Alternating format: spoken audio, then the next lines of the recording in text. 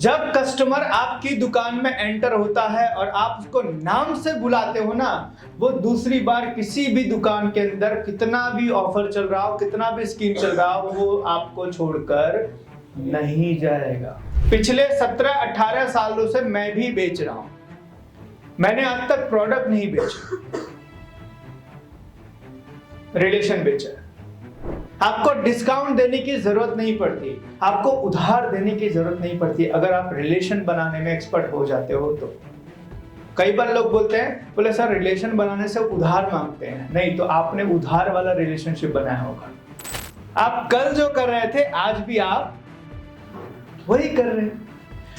तो जो आप कल कर रहे थे, जो परिणाम आपको कल मिल रहा था, आज भी आप वही करेंगे तो आपका परिणाम बदलेगा कैसे?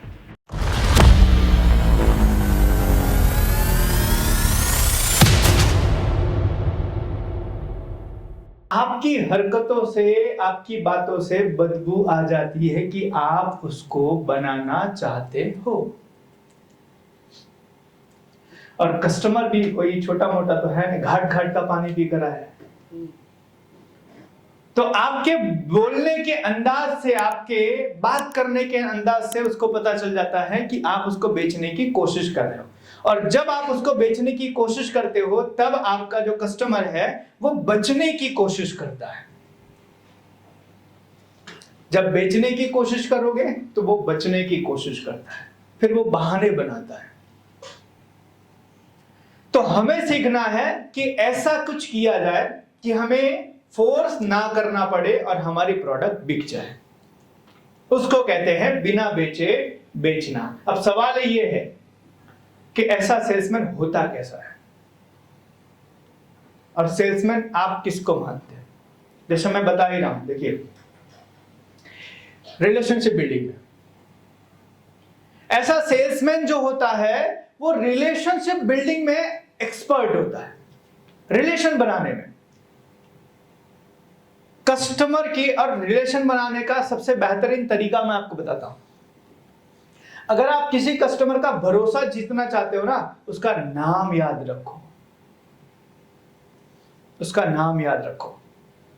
जब कस्टमर आपकी दुकान में एंटर होता है और आप उसको नाम से बुलाते हो ना, वो दूसरी बार किसी भी दुकान के अंदर कितना भी ऑफर चल रहा हो, कितना भी स्कीम चल रहा हो, वो आपको छोड़कर नहीं जाएगा।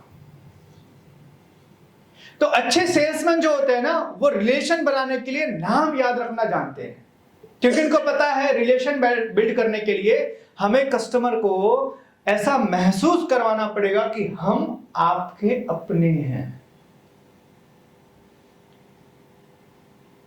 तो सेल्समैन वो होता है जो रिलेशन बनाने के अंदर एक्सपर्ट होता है। तो हमें उस तरीके से बनना है। क्या ये वर्क करता है? रिलेशनशिप बना के बेचना जो है, क्या ये वर्क करता है? तो जी हां, ये वर्क करता है। क्यों? क्योंकि इससे एक लॉन्ग टर्म की लॉयल्टी बिल्ड होती है। ये वर्क करता है क्योंकि इससे रेजिस्टेंस जो है वो कम हो जाता है। ये वर्क करता है क्योंकि इससे माउथ पब्लिसिटी होती है।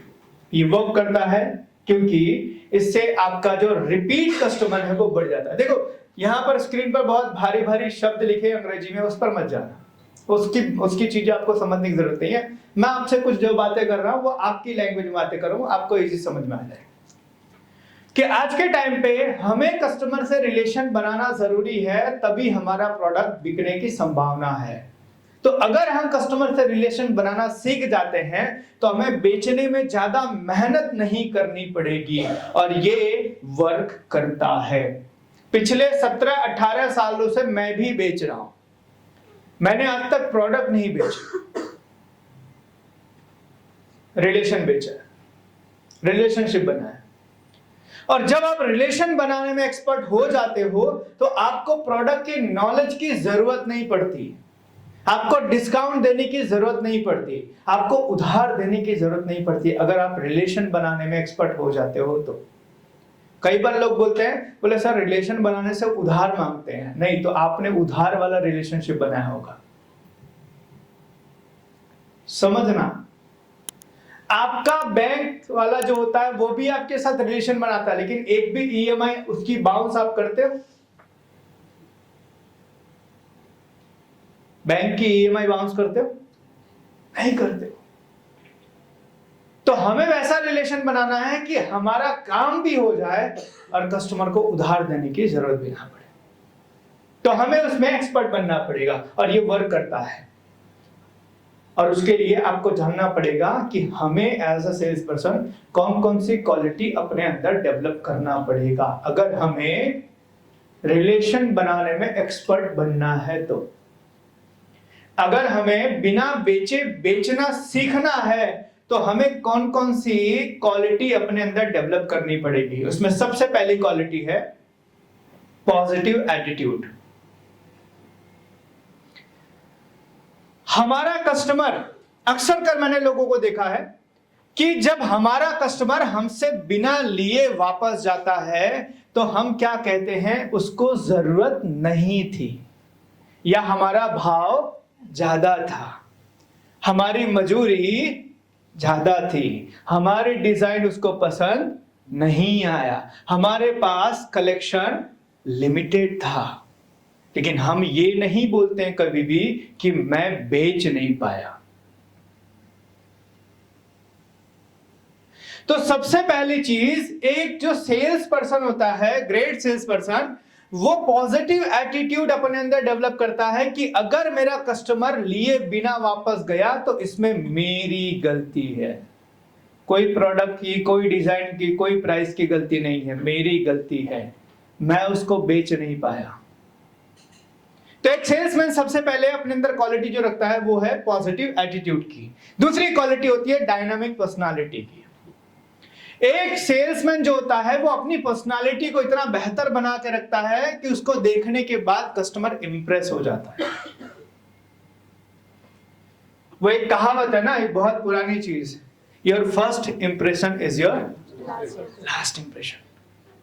तो एक ग्रेट सेल्समैन जो होता है ना, वो अपनी पर्सनालिटी को इतना डायनामिक बना के रखता है कि जब भी कस्टमर उससे मिलता है तो मिलने के बाद उसको लगता है कि यार ये बंदे से बात करने में मजा आ गया, इसके कपड़े बहुत अच्छे हैं, इसकी बातें बहुत अच्छी है, इसका बर्ताव बहुत अच्छा है, इसका नॉलेज बहुत अच्छा है, और ये सब चीजों के अंदर वो अपने आप को डेवलप करके रखता है। दूसरी क्वालिटी होती है एक ग्रेट सेल्स पर्सन की। अब जरा चेक करते जाना कि ये क्वालिटी आपके अंदर है, आप खुद चेक करते जाना कि ये सारी क्वालिटी क्या आपके अंदर है।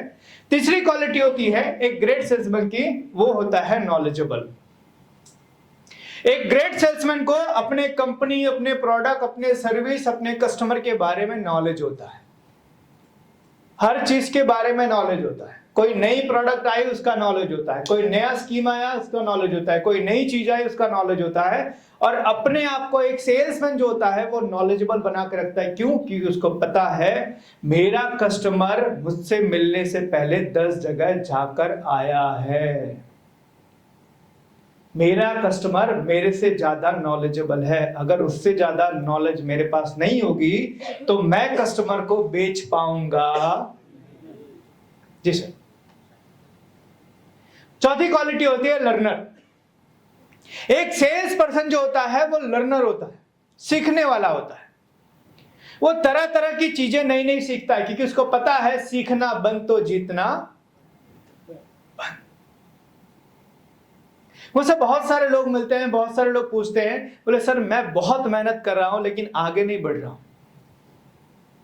तो मैं उसको एक कहानी सुनाता हूं, और कहानी ऐसी है कि 3 दोस्त होते हैं, एक कंपनी के अंदर नौकरी के लिए गए। तीनों लोगों को अलग अलग काम दिया गया। एक को काम दिया गया गड्ढा खोदना, दूसरे को काम दिया गया पौधा लगाना, और तीसरे को काम दिया गया मिट्टी डालना। और तीनों लोग अपना काम बड़ी शिद्दत से कर रहे थे। एक दिन एक उनके बीच का दोस्त बीमार पड़ गया, जो पौधा लगाने वाला था। तो दोनों लोग काम पर गए, एक ने गड्ढा खोदना शुरू किया, दूसरे ने मिट्टी डालना शुरू किया, और ये काम वो दिन भर करते रहे। काम किया उन्होंने। Hello hello. काम किया उन्होंने, बहुत मेहनत की, पौधा ना डाला, हाँ? पौधा ना डाला। लेकिन पौधा लगाने वाला तो बीमार था। हम भी कई बार यही करते हैं, रोज सुबह आएंगे एक ही काम, रोज सुबह आएंगे एक ही काम, रोज सुबह आएंगे एक ही काम। हम अपना नॉलेज बढ़ाते। पिछले 6 महीने में आपने आपकी स्किल्स बढ़े ऐसा कौन सा किताब पढ़ा?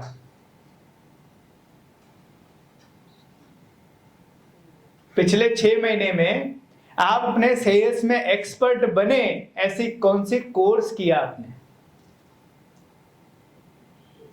पिछले 6 महीने में आप ऐसे कौन से सेमिनार में गए जहां से आप अपनी एबिलिटी बढ़ा सके? कुछ नहीं। और फिर हम बोल रहे हैं कि साहब આટલા વર્ષથી આપણે મહેનત કરીએ છીએ પણ આપણો પગાર કેમ નથી વધતો? साहब ક્યાંથી વધશે? आप कल जो कर रहे थे आज भी आप वही कर रहे हैं। तो जो आप कल कर रहे थे, जो परिणाम आपको कल मिल रहा था, आज भी आप वही करेंगे तो आपका परिणाम बदलेगा कैसे? तो अगर आपको अपना परिणाम बदलना है तो आपको अपनी स्किल्स डेवलप करनी पड़ेगी। और एक ग्रेट सेल्समैन जो होता है वो लर्नर होता है, वो सीखता है नई नई चीजें।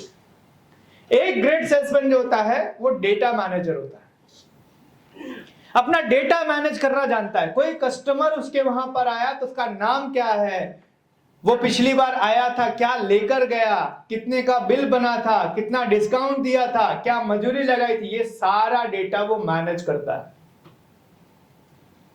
और एक ऑर्डिनरी सेल्समैन कस्टमर आवશે ત્યારે જોઈ લેશું, वो अपना डेटा मैनेज नहीं करता। और एक ग्रेट सेल्समैन जो होता है वो डेटा मैनेज करता है।